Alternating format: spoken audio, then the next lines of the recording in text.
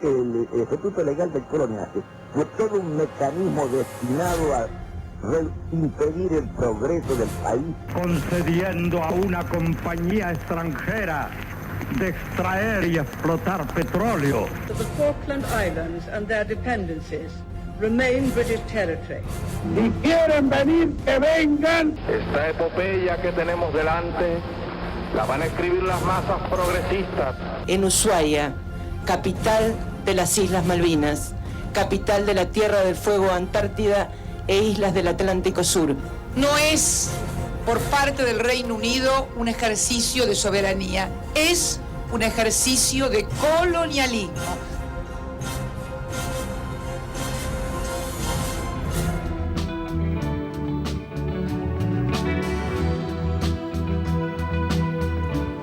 Muy buenas noches, amigos de Oro Malvinas. Estamos aquí compartiendo un nuevo programa, realmente un programa que hacemos con mucha alegría, con muchas ganas, sobre todo por la respuesta que recibimos de la gente que sigue atentamente este programa, en el cual, como decimos siempre, junto con el Centro Excombatientes y Canal 11, acercamos el testimonio de combate de quienes defendieron nuestra soberanía en las Islas Malvinas y que justamente como héroes que son, merecen el reconocimiento no solo nuestro, sino también de toda la comunidad.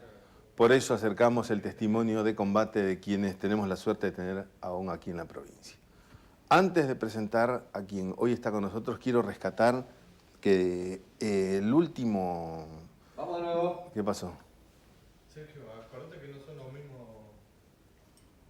Que no son los mismos lentes.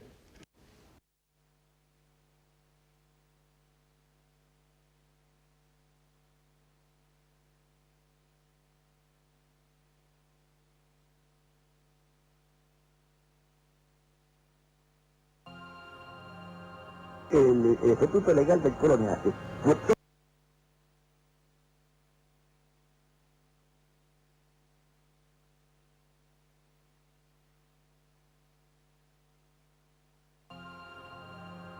el Estatuto Legal del Coloniaje fue todo un mecanismo destinado a impedir el progreso del país, concediendo a una compañía extranjera de extraer y explotar petróleo. The Falkland Islands and their dependencies remain British territory. Si quieren venir, que vengan. Esta epopeya que tenemos delante la van a escribir las masas progresistas. En Ushuaia, capital de las Islas Malvinas, capital de la Tierra del Fuego, Antártida e islas del Atlántico Sur. No es por parte del Reino Unido un ejercicio de soberanía, es un ejercicio de colonialismo.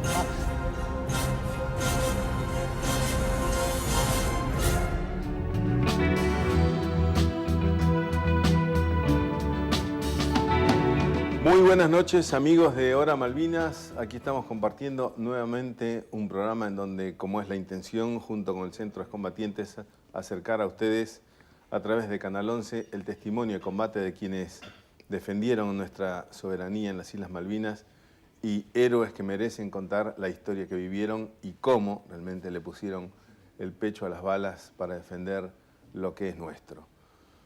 Por eso es que en este programa justamente la intención es esa, acercar el testimonio de combate de los excombatientes que pudieron sobrevivir a el conflicto en el cual muchos estuvieron casi a punto de perder la vida. Antes de presentar a quien hoy nos acompaña, quiero rescatar de la última publicación de este concurso que se llama Pulgar 08, un librito muy interesante que es un concurso que organizó la provincia a través de cuentitos cortos que se hacían por celular. Descubrí sorprendido algo que es muy interesante, que es el interés justamente de la comunidad que en este momento despierta el tema Malvinas, lo cual es notable. Y en un pequeño cuentito que afortunadamente salió elegido, que bajo el título de Tibek, después preguntaré justamente qué quiere decir esto, porque les leo el cuentito que es así de cortito. No pueden desgarrar el uniforme de Tibek. Por eso trabajarán en grupo las centollas. empezando a comer por la cabeza al soldado invasor. En la ardiente superficie, 1000 gaviotas aguardan el fin del combate. Bueno, este y otros cuentitos más se encuentran en Pulgar 08, este libro que ya se editó gracias a la editora Cultural Tierra del Fuego, en donde, fíjense curiosamente, empiezan a aparecer historias y cuentos. No sabemos si es de un excombatiente, pero cómo ya empieza a estar presente justamente el tema Malvinas, para que no perdamos, como es realmente una de las razones fundamentales de este programa, no se deje de perder la causa Malvinas en el corazón de los argentinos.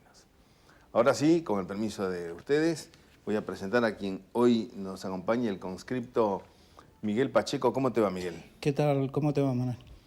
Miguel Pacheco, que estuvo en el conflicto Malvinas como conscripto, corríjame, del Grupo de Artillería Aerotransportado número 4, con asiento en Córdoba, ¿no? Sí, sí. Soldado clase 62. ¿Cuántos años tenía? Iba a cumplir 20. Ya 20 años.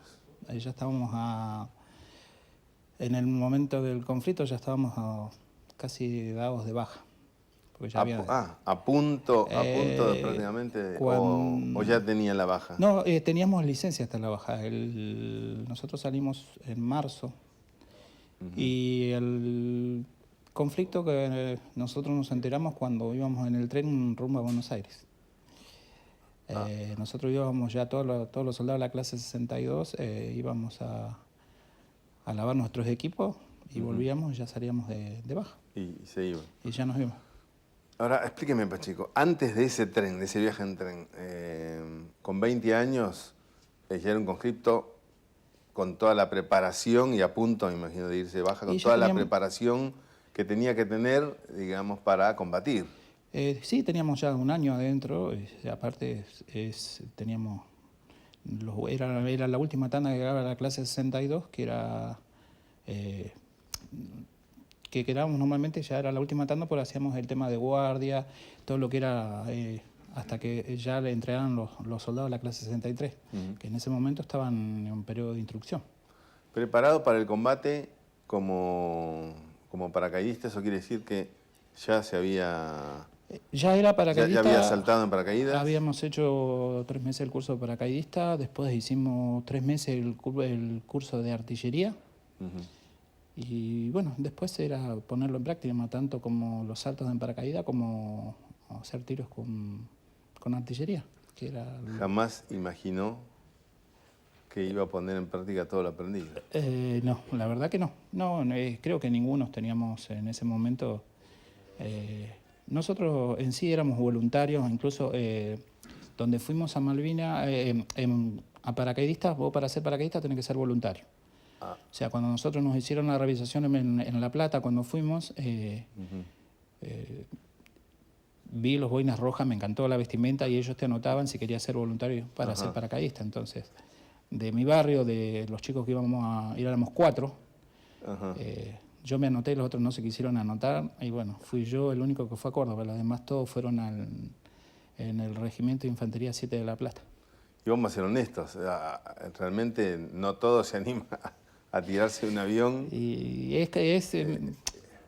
a mí me gustaba de por sí y también no es fácil porque uno después que empieza a hacer el tema del entrenamiento se da cuenta. Lo que sí es muy lindo, es espectacular por el hecho del entrenamiento que te dan. No es... Pero además el entrenamiento de un paracaidista es un entrenamiento más intensivo, es una preparación mucho más sí, el tema fuerte, ¿no? El tema es, por ejemplo, para el curso de paracaidista uno se levantaba a las 5 de la mañana y vos te levantabas corriendo.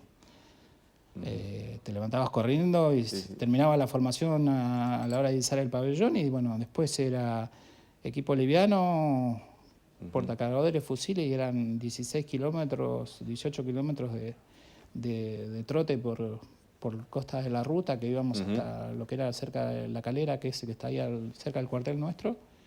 Era ida y vuelta, después ponerse equipo de gimnasia e ir a la plaza de aparatos a hacer todo lo que es entrenamiento para paracaidistas, que es gimnasia porque lo que tenés que tener es piernas, y que es lo que más usas ahí. Claro. Ahora, explíqueme un poquito. Generalmente los paracaidistas son infantes. Están, sí. Ahora, un grupo de artillería que sean paracaidistas, uno quiere decir que el paracaídas va a ir con un cañón. Sí, se hacen los ¿Así saltos. va? Sí. Normalmente se vuela con... Porque nosotros teníamos el grupo de artillería 4 que estábamos nosotros, al lado tenías el 2 de infantería y el 14 de infantería. ¿Sí? Pero nosotros sí, el tema es, vos haces un salto de combate y vas vos y va el cañón. O sea, abre, en un caso el Hércules, abre la puerta de atrás y tenés que empujar el cañón, tirarte y vos vas por atrás del cañón. Cañón, municiones... Y todo, o sea, todo. En las prácticas normalmente te tiran algunos cajones de municiones y si no, viene directamente que sacan con la rampa y todo y lo tiran completo. Sale todo con paracaídas. Y el cañón sí, el cañón vos lo tenés que poner ahí, lo empujás y lo tirás. Y por atrás vas vos, porque es tu pieza de artillería. Tanto como los equipos de comunicaciones. Teníamos el equipo de comunicación que tiraban, lo tenés que empujarlo, hacerlo correr y hacer una prueba, un tiro, y vienen después los camiones, enganchan y te cambian de posición. Claro. Y digamos, en la preparación que tuvo, llegó a saltar por paracaídas con cañón, con municiones, con todo. Con todo, equipo completo. Estaba el grupo de artillería aerotransportada número 4 estaba en condiciones de combate, sí, digamos, días antes del 2 de abril, sin saberlo. Nosotros hicimos, antes de ir a Malvinas, íbamos a ir como infantería. Y tuvimos un curso, o sea, normalmente nosotros no nos preparamos como para pelear como infantes, como infantes, porque nosotros, o sea, todo nuestro tiempo fue con el tema de artillería. Y estaba que íbamos como artillería, como paracaidistas, íbamos como infantería. Entonces hicimos salto, hicimos pruebas como cabecera de pista, que en el supuesto caso que íbamos como paracaidistas había que hacer una tipo cabecera de playa. Y a último momento se decidió que íbamos a ir como grupo de artillería. Bien. Y entonces, a punto de irte de baja... Sí, nosotros estábamos yendo a Buenos Aires, ya íbamos llegando a Rosario y ahí nos avisaron que habían tomado el tema Malvinas. Ahí se enteran del 2 de abril que, claro, que se habían tomado las islas, pero ni ahí de que iban a ir ustedes. No, porque, o sea, lo que sí sabíamos que estaban acuartelando todo de nuevo, estaban llamando a todo. Entonces nos avisó el guarda, vamos a decir, del tren, y dice, muchachos, los están esperando en Rosario. Estaban todos con uniforme. Estábamos todos ahí, bueno, ¿y qué hacemos? Vámonos, y hacíamos, ya estábamos, así que nos largamos antes que llegamos a la estación, porque teníamos una semana para ir y volver. O sea, nos largamos antes que llegó el tren a la estación y algunos zafamos. O sea, fuimos a Buenos Aires y otros los agarraron que iban durmiendo, pero bueno. Antes de llegar a Rosario nosotros nos bajamos y el guardia dice, cuando pase el tren de vuelta vamos a pasar despacito. Sí. Así que si están ahí, se suben de vuelta. Y bueno, lo esperamos ahí. Cuando empezó a tocar el pito del tren, cuando volvía, subimos de vuelta y nos fuimos a Buenos Aires. Ahí estuve una semana y preparé todos los equipos y bueno, después tuvimos que regresar. Y cuando regresamos a Córdoba, obvio, ya nos estaban esperando en la estación, así que del tren a los camiones y... Directamente. Y ahí... Contame, como para tener idea, antes de cerrar este bloque. Entonces, llega a Córdoba, preparan el equipo. Claro, inmediatamente. Y ahí empezamos el tema de las instrucciones, volvimos otra vez, porque todavía estaba la clase 63 que estaban en el periodo de instrucción. Bueno, ahí se armó, yo volví el 15, no recuerdo bien, 15 o 17 de abril. Y estuvimos una semana de entrenamiento ahí como infantería y el día 23 de abril... ahí suben a los camiones. Ahí vamos a los camiones, está la foto ahí. Todos los que están acá en la foto. Todos los que estamos ahí. Eso era un minutito antes que subimos a los camiones. Y ahí partimos el 23 de abril para Córdoba y de ahí nos vinimos a Comodoro. ¿En avión? En avión, sí. Y de Comodoro ya después fueron a Malvinas. Nosotros llegamos el 23 de abril a Malvinas a la madrugada. Bien. Te voy a pedir ahí hacer una pequeña pausa y después seguimos con el relato de Miguel Pacheco, quien fue conscripto de la del grupo de artillería aerotransportada número 4 que estuvo combatiendo en nuestras Islas Malvinas. Volvemos luego a la pausa.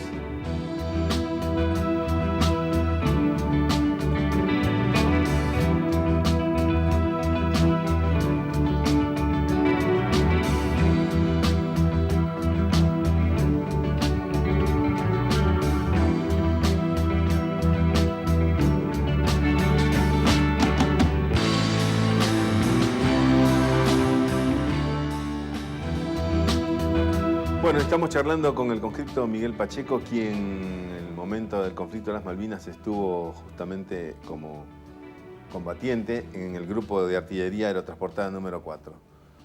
Miguel, llegó el 23 de abril a las Islas Malvinas por avión, me imagino. Sí, en una aerolínea sin asiento.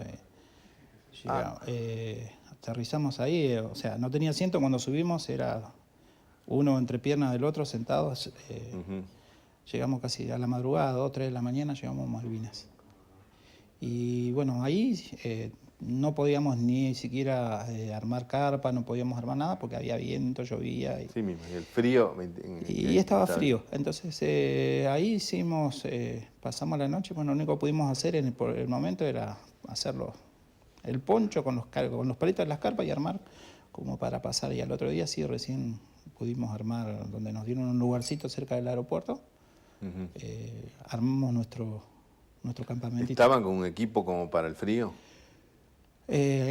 Lo único que teníamos era la campera, sí, porque nosotros... O sea que el pantalón era del... Lo que pasa es que es la ropa de verano, como nos pasó creo que a varios que veníamos del venían norte. De Córdoba con ropa nosotros veníamos de verano. De venir con 28 o 30 grados, venir a la parte fría como venir de allá acá, o sea, y esa fue... ¿Y la campera era la campera que llevaban con el uniforme o se la dieron? Después nos dieron la campera, el duvet que le decíamos nosotros, la inflable, nos dieron eso, nos dieron pares de medias, ¿cómo es? Térmicas. No, sí, de lana, más gruesas, un calzoncillo largo para abajo de eso. Y listo. Y listo. Eso era nuestro equipamiento. Para el frío. Y sí. Lo que pasa es que sí, te ve la ropa de donde uno viene, como creo que lo que pasó a todos los que combatimos que vinieron del norte.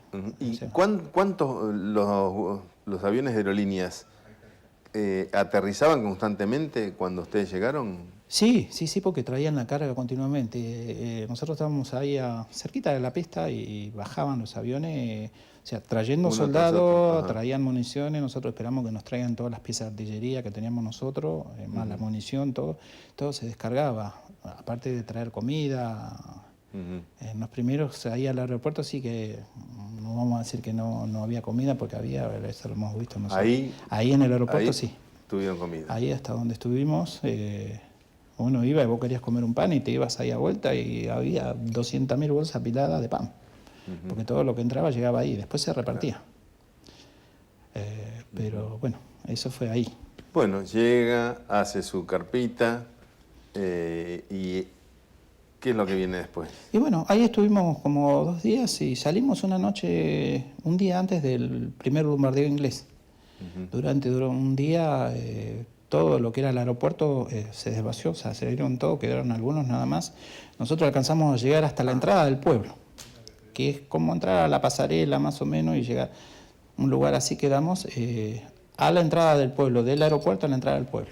¿Iban caminando? Sí, caminando. O sea que al tercer día de llegar empezaron los bombardeos. Nosotros llegamos y estuvimos ahí y bueno, salimos la noche, el día anterior.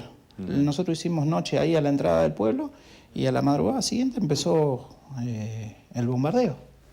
¿Y cuál era la misión de ustedes en ese momento?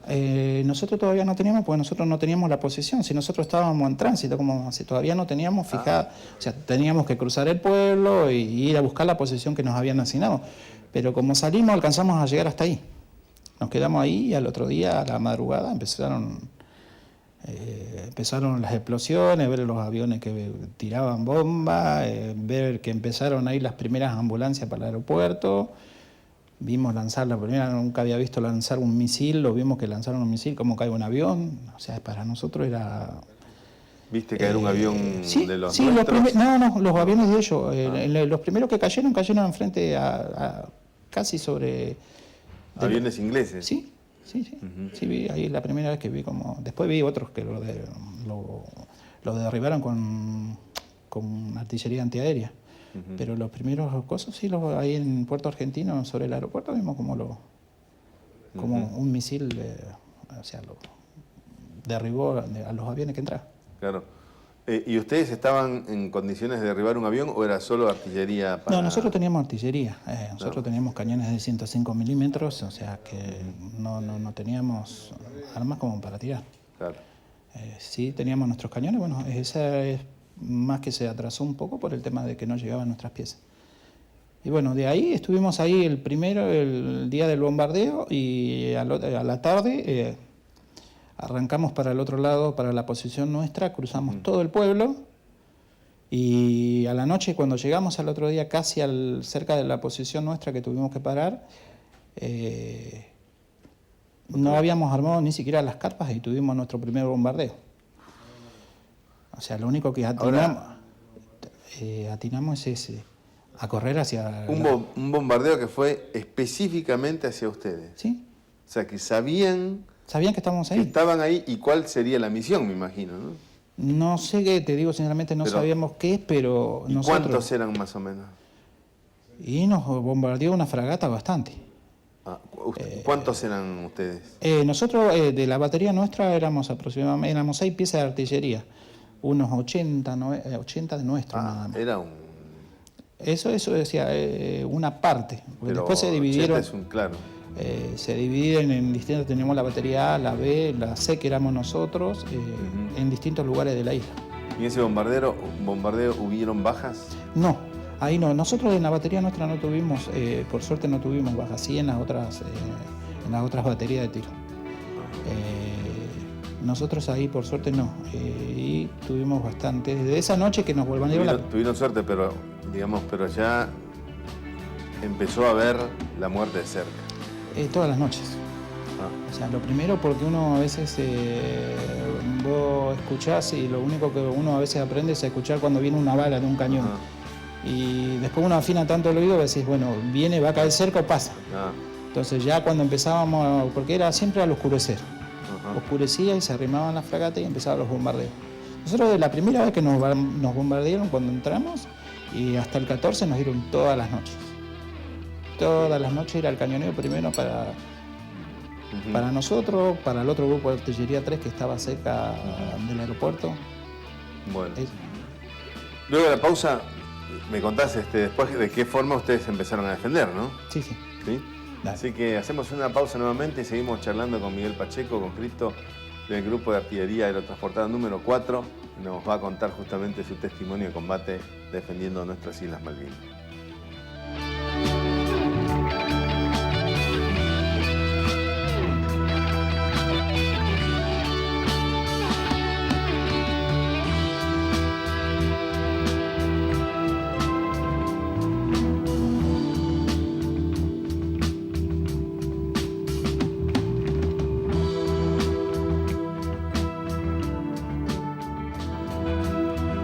Bueno, estamos charlando con Miguel Pacheco, conscripto del grupo de artillería aerotransportada número 4, con quien estamos charlando respecto del testimonio de combate.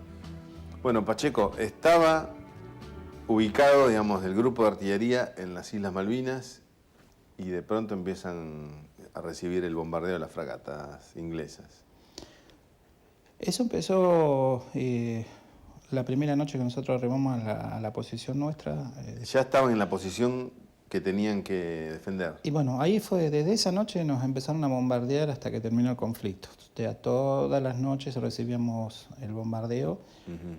Mientras se suscitaban todos los combates en otra isla. Después fuimos nosotros, éramos el apoyo de lo que fue la primera línea de defensa de Puerto Argentino. Adelante nuestro teníamos al Regimiento 7 Infantería y varios regimientos arriba en lo que era el Monte Ken. Entonces nosotros lo que hacíamos era, ahí es cuando El observador adelantado nuestro nos pedía ayuda, que ellos estaban en la parte en el frente. Nosotros tirábamos cuando los ingleses querían entrar. Claro. Entonces poníamos en alerta las piezas y ir a tirar para que no entraran ellos. O sea, si realmente hubieron quienes defendieron las Malvinas, fue el grupo de artillería número 4. Sí, nosotros, o sea, de los que estábamos ahí, fue uno de los grupos que, incluso en la pieza donde yo estuve, que era la última que sonó,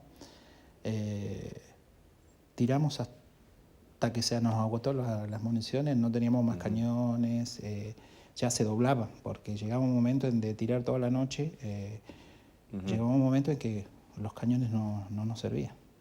Después de tantos... Claro, se pone al rojo vivo, claro, sí. Se pone al rojo, entonces uno... o se hundían en la turba, porque o sea, si bien no teníamos una movilidad para decirle, siempre estábamos en la misma. Entonces, cuando cada tiro que hacía el cañón se mueve, claro, y se empieza a hundir, y se hundía, y estábamos en turba, donde teníamos que entrar en un turbar. O sea, y se hundían, quedaban... Era una lucha todas las noches de ponerlos en condiciones. No, encima ni cómo sacarlos, ¿no? Y no, o sea, para corregir la posición, para corregir el tiro. Se los acomodaba como para que quede a nivel y de vuelta. Arriba teníamos también un grupo de artillería que instalaron después la compañía de ingenieros, que eran los Softman, que ellos tenían cañón antibuque. Entonces, como nosotros no podíamos, del cañón nuestro de 16 kilómetros, ellos podían tirarle a la fragata, entonces ellos tiraban de arriba. Y nosotros, cuando nos pedían, le tirábamos por sobre la posición nuestra del otro lado. Ustedes tenían que tirar a los probables ingleses que se acercaban a... Sí, eso fue hacia las Malvinas. La parte que hicimos nosotros. O sea, cuando nos pedían del frente, entonces nosotros tirábamos por sobre de ellos adelante. Tiramos nosotros y tiraba el grupo de artillería 3, que estaba también más atrás, casi cerca del aeropuerto. ¿Y cuántos días duró ese combate? Y eran todos los días. Nosotros hasta el 14 era... Desde el 23 de abril hasta el 14 de junio. Nosotros que llegamos al 23. Los bombardeos empezaron el 1, 2 y de ahí empezamos nosotros hasta el 14. ¿Todo ese tiempo estuvo en el frente sin moverse? Sí.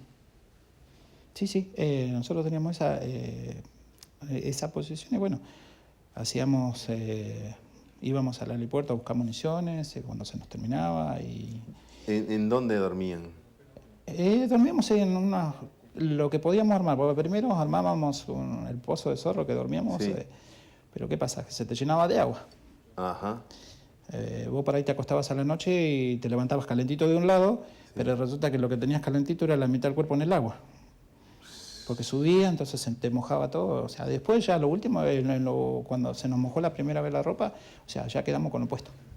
Fuimos una vez a tratar de secar la ropa al pueblo, en un galpón que había, a secar lo que teníamos puesto. Pero después ya no nos sirvió la ropa, porque se nos mojó. Lo único que teníamos eran las frazadas, las colchonetas y la carpita. Armamos ahí después uno se la va ingeniando de una forma, entonces conseguimos tachos y le sacábamos la parte de arriba y lo llenamos con piedra y un poco de piedra con arena.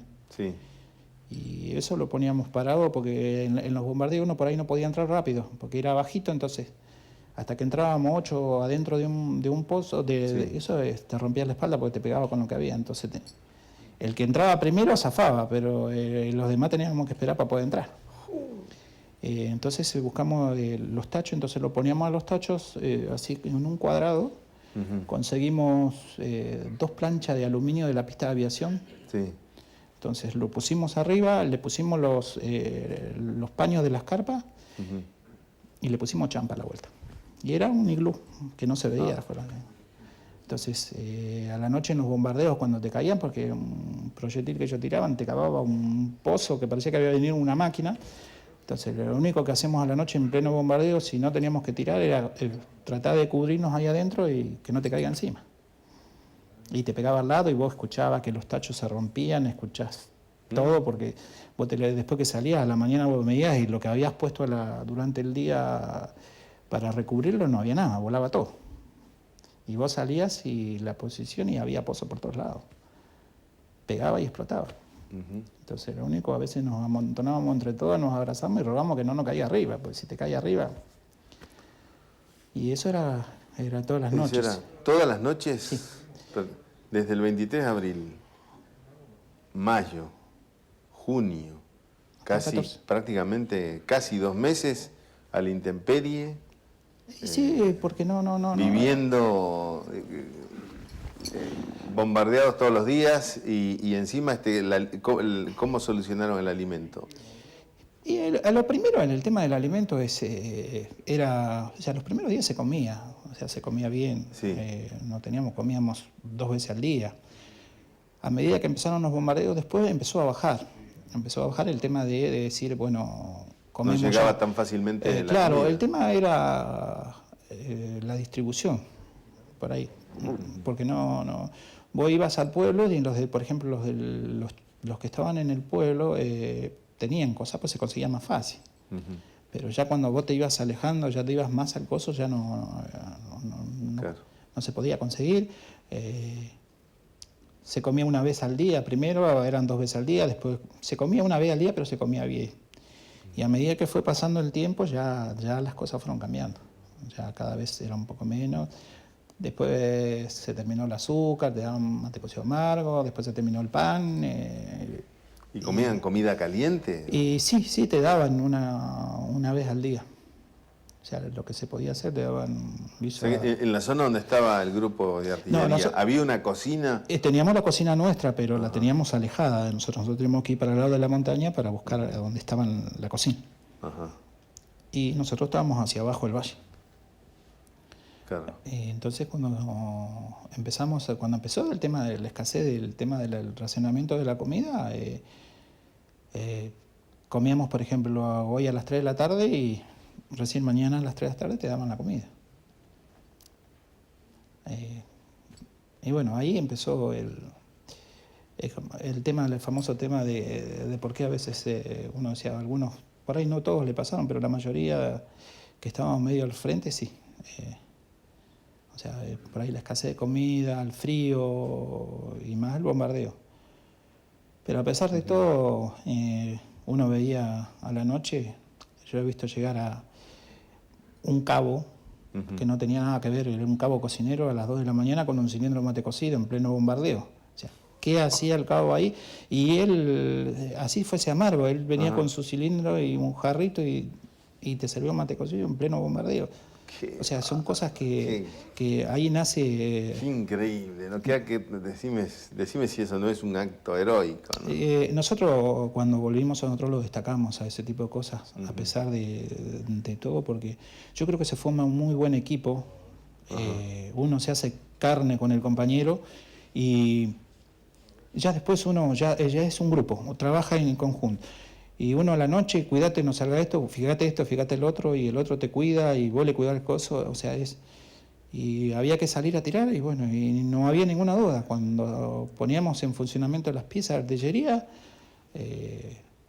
estaban los de la pieza y los que quedábamos por el costado, hacíamos un pelotón de transporte de municiones y veníamos arrastrando en pleno bombardeo con los cajones de municiones, y cuando sentí que cae cerca te tirás. Pasó la explosión, levantás los cajones y venís y seguís tirando. O sea, es difícil en la noche, pero yo creo que todos los que fuimos ahí no les escatimaron en nada. Nosotros veíamos a los comandos, nosotros los veíamos pasar por ahí caminando en unas motitos que tenían, ellos pasaban al frente y volvían 3 o 4 días llenos de barro, vos lo mirás que volvían, iban al frente. Yo creo que todo el que combatió ahí es... el que pisó la isla sabe lo que es un combate y de la que tuvimos que pasar. Sí. Y uno de los relatos justamente más duros eran de los grupos de artillería que tenían que estar en un lugar fijo y estar sujetos justamente al ataque de los aviones, de los bombardeos. Nosotros a la noche, ya cuando nos iban a bombardear, siempre era casi lo mismo. Llegaba la noche, llegaba a 8 o 9 de la noche, escuchamos ya el bombardeo de de la fragata cuando empezaba. Entonces, ¿qué hacía? Vos escuchabas, tiraba 3, 4 cañonazos. Y venía y vos escuchás. Ahí viene otro, o sea, vos escuchabas que venía el proyectil y te explotaba uno, por ejemplo, era lo que era la mesa. Todo esto era nuestra posición. Te explotaba uno acá arriba y te caía una bengala. Tiraban otro, te explotaba una bengala acá y te tiraba otro y te explotaba del otro lado. Y de allá después, cuando escuchabas que cañoneaban seguido, entonces vos veías que de allá empiezan a pegar. Y escondete porque barría todo. ¿Y podían llegar a dormir? ¿Cómo hicieron? Y de noche no dormía cuando se podía. O sea, durante el día por ahí vos podías dormir, porque durante el día no te atacaban. Ajá. El problema era de noche. De noche sí. Vos salías, tirabas y después tenías que cumplir tu horario de guardia. Y terminabas tu guardia y te quedabas como una patrulla por las dudas. Claro. Estaba ahí listo vos. Pero era la noche, era a tirar y de guardia y él podía dormir, por ahí dormías. ¿Y era cierto que en cada cañonazo que tiraron era un viva la patria? Sí, eso siempre fue, porque es algo, yo me acuerdo teníamos una bandera colgada en la pieza de artillería nuestro, y era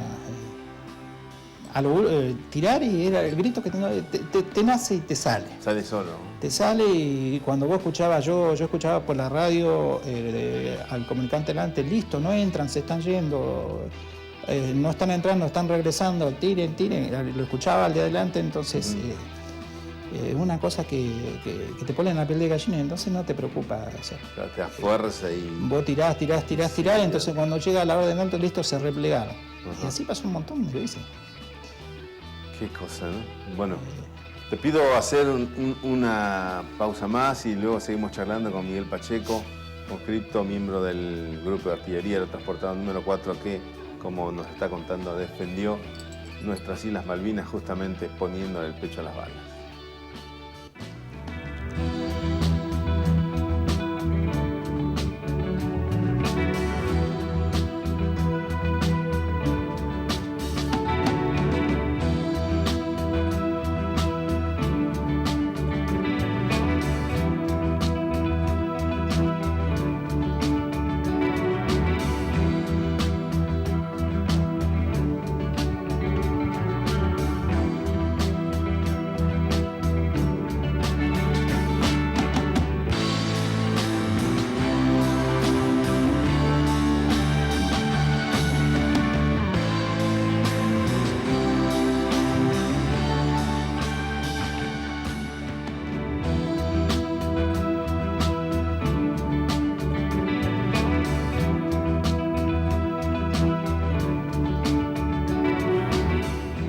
Bueno, último bloque con Miguel Pacheco, conscripto del Grupo de Artillería Aerotransportada número 4, con asiento en Córdoba, que bueno, nos estaba contando cómo en las Islas Malvinas, en el lugar que les tocó, empezaron a recibir, digamos, el bombardeo, y esto fue por todos los días.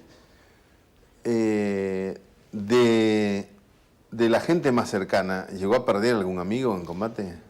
No de ahí del grupo, sí, o sea, de mi batería. Ajá. Pero sí, chicos de las otras baterías, sí. Tres compañeros nuestros murieron en combate. Ellos estaban haciendo un que se llama transporte de munición. Ajá. Sí, en un bombardeo ellos venían a cargando munición y bueno, ahí quedaron en la isla los tres. Ahora, resulta curioso que a pesar del bombardeo siendo tantos días y tan intenso, quizás no era la intención de lograr o de generar muchas muertes, ¿no? Porque si no, siendo la tecnología que tenían, los cañones ingleses podían haber acertado si hubieran querido. Sí, el tema es que lugar, ¿no? El tema es que uno, con el tema ese, bueno, vos te vas acostumbrando y ya no cometés el error de salir cuando no tenés que salir. O sea, uno, si bien vos tenés que tirar, nosotros en pleno bombardeo, cuando vos te explota un cañón cerca, escuchás cuando va a explotar cerca porque la bala suena distinto, el proyectil suena distinto. Ajá. Entonces, si vos lo escuchás que silbaba medio finito porque caía cerca, entonces ¿qué haces? Te tiras.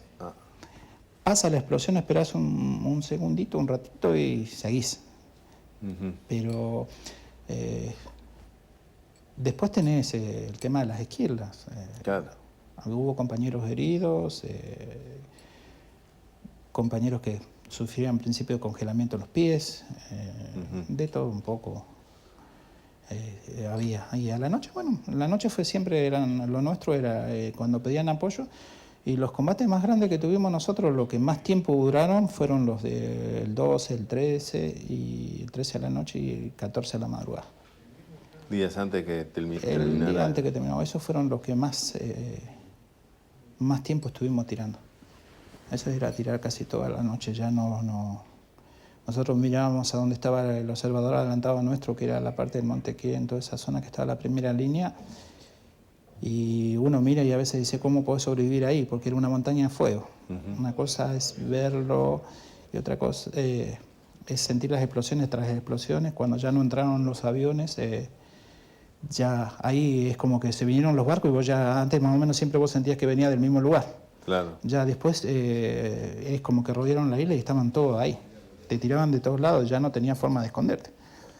O sea, te venían de acá, te venían de atrás, de cualquier lado, te cañoneaban. Ahora, Pacheco, ¿estaba muy bien preparado para el combate o...? Nosotros nuestro trabajo, a ver, nosotros hicimos... Porque muchos conscriptos quedaron con muchas secuelas sí, de esos momentos tan difíciles, ¿no? Sí, creo que pasa también por uno, después de haber venido, de haber pasado todo eso, es la parte de uno de la familia, como uno lo... Hay cosas, yo por ejemplo, después de yo me vine acá, casi 7 meses después que terminó el conflicto en Malvinas, yo llegué acá a la isla. Pero estuve 4-3 meses sin salir de mi casa. Yo, por ejemplo, tengo mi hermana que vive acá, que ella siempre me dice, incluso mi señora, que en su momento éramos novios, y bueno, era mi señora, sí. Cuando yo llegué a mi casa, yo a ella ni siquiera la conocí.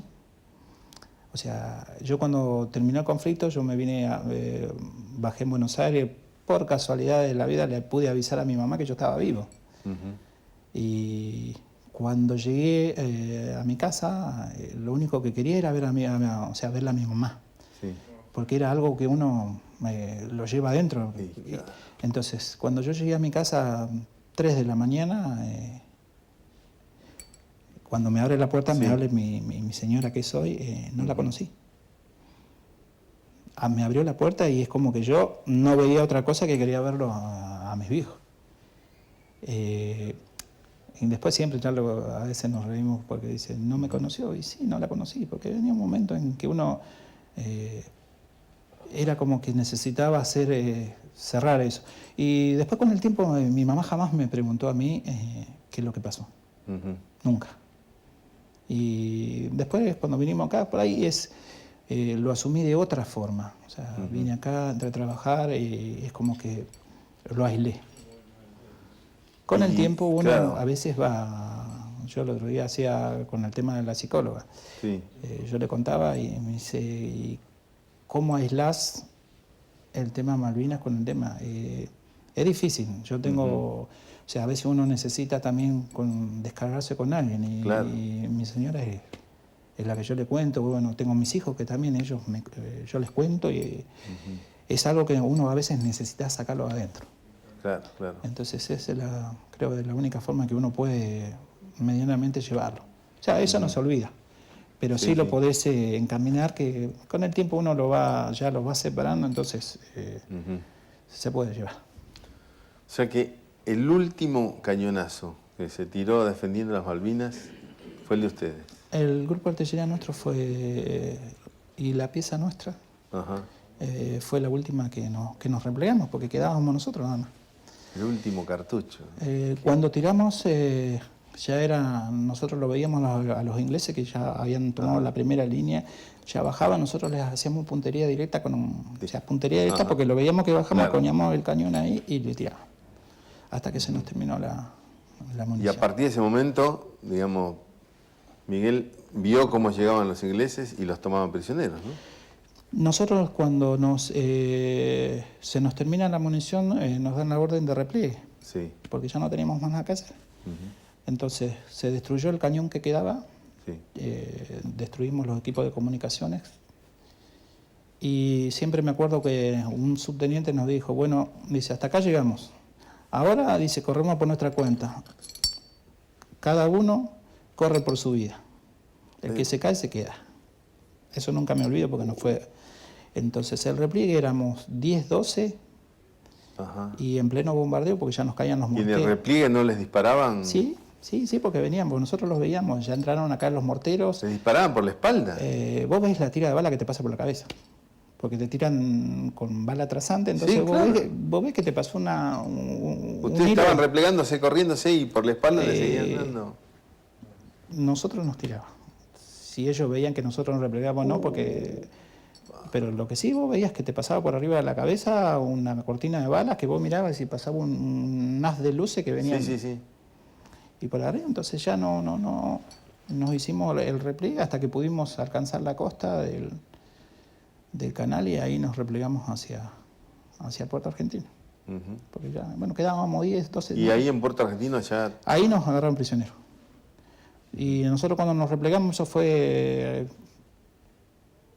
6 de la mañana, 7 de la mañana, cuando ya se nos terminó las municiones. Y tipo 10 de la mañana se dio la orden de que iba a haber un alto al fuego, que iba a venir el famoso helicóptero blanco que no había que tirarle. Entonces, desde haber tantas explosiones durante tanto tiempo, quedó todo en silencio. Es como que no se escuchó más nada, no hubo más un tiro, no hubo más nada. Y llega el helicóptero blanco. Llegó el coso y bueno, quedamos un día, nos metimos ahí en Puerto Argentino en un galpón de YPF, pegado al cementerio. Y ahí nos agarraron prisioneros, ahí nos quitaron todo el armamento y todo lo que sea. ¿Quiénes venían en el helicóptero blanco? El comandante de ellos, el que recibió la rendición de Menete. Así que se escuchó hasta que se dio la orden de que no se disparaba más y quedó todo en silencio. Un silencio que era llamativo porque después de escuchar tantas explosiones, no se escuchó más nada. ¿Y lo trataron bien?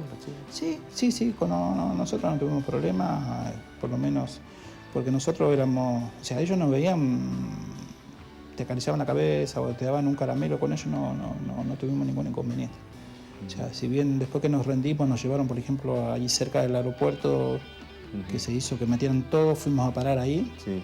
Ahí estuvimos un día y pico hasta que nos cargaron en el Canberra, en el crucero, y ahí estuvimos dando vueltas hasta que pudimos llegar a Puerto Madryn.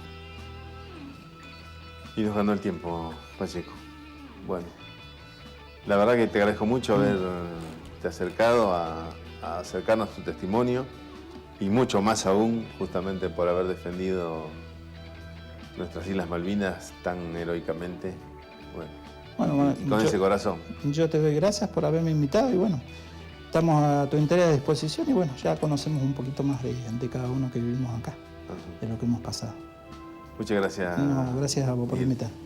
Bueno, de esta manera hoy compartimos el testimonio de Miguel Pacheco, quien estuvo defendiendo nuestras Islas Malvinas como conscripto del Grupo de Artillería Aerotransportado número 4 y demostrando que más que un corazón, también él es un argentino con la bandera puesta encima y que estará siempre dispuesto a defender la soberanía de las Islas Malvinas y también de la Argentina. Hasta un próximo programa, un placer haber hecho este programa.